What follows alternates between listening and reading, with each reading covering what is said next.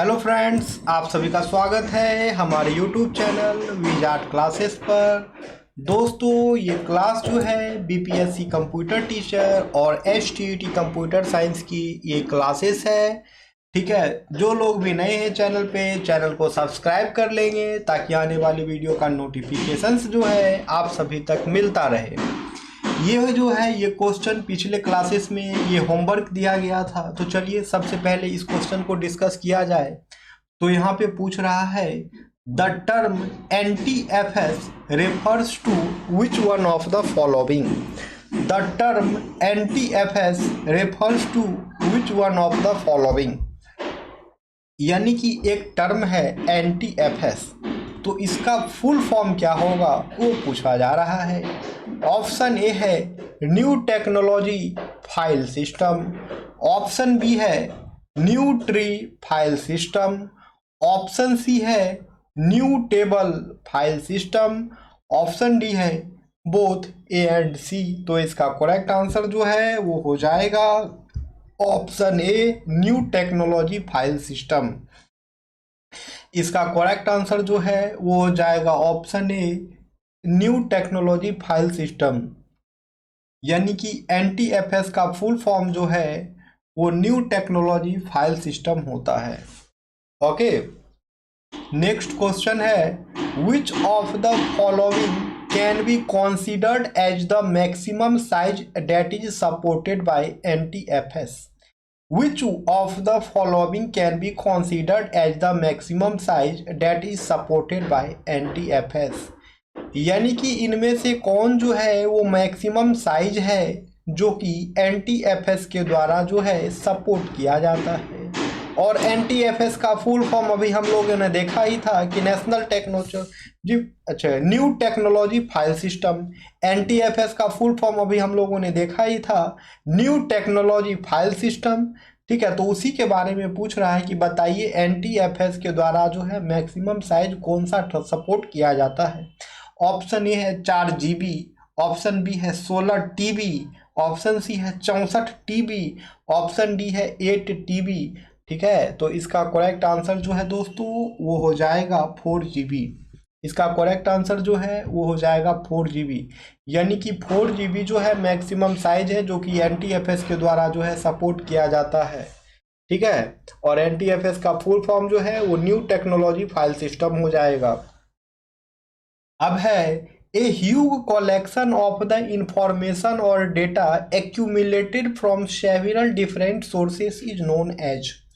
A huge collection of the information or data accumulated from several different sources is known as, यानी कि एक huge collection of एक बहुत सारे collection का जो है इंफॉर्मेशन हो, डेटा हो, वो एक्यूमुलेटेड हो बहुत सारे सोर्सेज से, तो उसे जो है क्या कहा जाता है। ऑप्शन ए है डेटा मैनेजमेंट, ऑप्शन बी है डेटा माइनिंग, ऑप्शन सी है data warehouse, option D है बोथ बी एंड सी। तो इसका करेक्ट आंसर जो है वो हो जाएगा दोस्तों option C data warehouse, यानी कि डेटा वेयर हाउस जो है a huge collection of information और डेटा है, जो कि डेटा और इंफॉर्मेशन का जो है एक कलेक्शन है जहाँ पे जो है जो कि सेवरल डिफरेंट सोर्सेज से जो है एक्यूमुलेटेड होता है, उसे ही जो है डेटा वेयर हाउस कहा जाता है। ठीक है, तो इसका डिस्कशन देखिए तो और भी क्लियर होगा। A large collection of data from multiple sources is known as data warehouse. A large collection of data from multiple sources is known as data warehouse, यानी डेटा का जो है एक लार्ज कलेक्शन हो जो कि multiple sources से लिया गया हो, उसे ही डेटा वेयर हाउस कहते हैं। ठीक है, डेटा का जो है एक लार्ज कलेक्शन हो और वो डेटा को जो है मल्टीपल सोर्सेस से लिया गया हो, उसे ही जो है डेटा वेयर हाउस कहते हैं। A data warehouse is a compilation of data from various sources both internal and external. ठीक है, तो एक डेटा वेयर हाउस जो है वो एक डेटा का कंपाइलेशन होता है जो कि डेटा जो है बहुत सारे सोर्सेस से लिया जाता है और ये सोर्सेस जो है आपके इंटरनल सोर्सेस भी हो सकते हैं और डेटा के एक्सटर्नल सोर्सेस भी हो सकते हैं। Data is used by a company for its own purpose और फॉर इट्स क्लाइंट, जो कि कंपनी के द्वारा जो है उसके पर्सनल पर्पस या फिर क्लाइंट्स के लिए जो है इस्तेमाल किया जाता है। ठीक है, तो इसका डिस्कशन देख लीजिए दोस्तों। डिस्कशन क्या है इसका? A database is another term for an organized collection of data typically stored electronically in a computer system। तो database जो है एक another term है, ठीक है, organized collection of data का। डेटा को जो है हम ऑर्गेनाइज करके रखते हैं, उसी का जो है ऑर्गेनाइज कलेक्शन ऑफ डेटा को ही जो है हम लोग दूसरे शब्दों में डेटाबेस कहते हैं। Typically stored electronically in a computer system, और ये जो है कंप्यूटर सिस्टम में इलेक्ट्रॉनिकली यानी कि इलेक्ट्रॉनिक फॉर्म में जो है इसे स्टोर करते हैं। Database are essential for storing large amount of data in one place. Database जो है वो जो है एसेंशियल हो जाता है अगर लार्ज अमाउंट्स ऑफ डाटा हो और उसको एक ही प्लेस में स्टोर करना हो, तो डेटाबेस जो है एसेंशियल हो जाता है इसके लिए। And allow organisation to quickly access manage and modify their data, और ये जो है अलाउ करता है ऑर्गेनाइजेशन को, डेटाबेस जो है और ऑर्गेनाइजेशन को अलाउ करता है वो डेटा का जो है क्विकली एक्सेस कर सके, डेटा को मैनेज कर सके और जो है डेटा को मॉडिफाई भी कर सके। अब है which of the following can be use to extract or filter the data and information from the data warehouse. Which of the following can be used to extract or filter the data and information from the data warehouse। ठीक है, तो option यहाँ पे दिया गया है 4 और पूछ रहा है इनमें से कौन सा ऑप्शन है जिसके द्वारा जो है दोस्तों डेटा और इन्फॉर्मेशन को जो है हम लोग डेटा वेयर हाउस से जो है फिल्टर करते हैं या फिर एक्सट्रैक्ट करते हैं। ठीक है, यहाँ जो 4 ऑप्शन दिया गया है इसी में से पूछ रहा है बताइए इनमें से वो कौन सा ऑप्शन है जिसके द्वारा जो है हम लोग डेटा वेयर हाउस से जो है डेटा और इन्फॉर्मेशन को जो है एक्सट्रैक्ट करते हैं या फिर फिल्टर करते हैं। ऑप्शन ए है डेटा रिडंडेंसी, ऑप्शन सी है data recovery tool, option C है डेटा माइनिंग, ऑप्शन डी है बोथ बी एंड सी। तो इसका करेक्ट आंसर जो है दोस्तों वो हो जाएगा डेटा माइनिंग। इसका करेक्ट आंसर जो है वो हो जाएगा डेटा माइनिंग, यानी कि डेटा माइनिंग जो है वो प्रोसेस है जिसके द्वारा जो है हम लोग डेटा और इन्फॉर्मेशन को जो है डेटा वेयर हाउस से फिल्टर करते हैं। डेटा माइनिंग वह प्रोसेस है दोस्तों जिसके माध्यम से जो है डेटा वेयर हाउस से हम लोग डेटा और इन्फॉर्मेशन को जो है एक्सट्रैक्ट करते हैं और फिल्टर करते हैं। Through data mining one can easily filter the useful information और data from the massive collection of the data. तो डेटा माइनिंग के माध्यम से जो है हम लोग यूजफुल इंफॉर्मेशन और हमारे काम के जो भी इम्पोर्टेंट डेटा होते हैं उसे जो है हम इजीली फिल्टर कर पाते हैं। मेसिव कलेक्शन ऑफ डेटा, जहाँ पे डेटा का बहुत सारा कलेक्शन हो वहाँ पर जो है डेटा माइनिंग के माध्यम से जो है हम लोग अपने काम के डेटा को जो है इजीली फिल्टर कर पाते हैं। ठीक है, नेक्स्ट क्वेश्चन है which of the following refers to the copies of the same data और information occupying the memory space at multiple places. Which one of the following refers to the copies of the same data or information occupying the memory space at multiple places।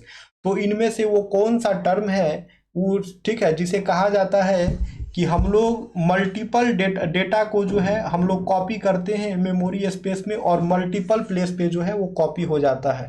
ठीक है, हम लोग data का copy करते हैं लेकिन वो multiple places में जाकर के कॉपी हो जाता है और जो है एक्स्ट्रा स्पेस भी वो कंज्यूम करने लगता है। इस टर्म को हम लोग क्या कहते हैं? ऑप्शन ए है डाटा रिपोजिटरी, ऑप्शन बी है डेटा इनकंसिस्टेंसी, ऑप्शन सी है डेटा माइनिंग, ऑप्शन डी है डेटा रिडंडेंसी।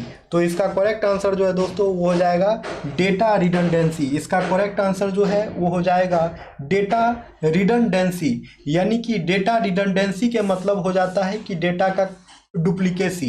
डेटा रिडंडेंसी का मतलब ही हो जाता है डेटा का डुप्लीकेसी, यानी कि डुप्लीकेट डाटा क्रिएट हो गया हो और हम लोग डेटा को कॉपी करते हैं और वो मल्टीपल प्लेसेस में जाकर के कॉपी हो जाता है। इसे जो है डेटा का डुप्लीकेसी ही कहा जाता है और ये जो है एक्स्ट्रा मेमोरी स्पेस भी जो है कंज्यूम करने लगता है।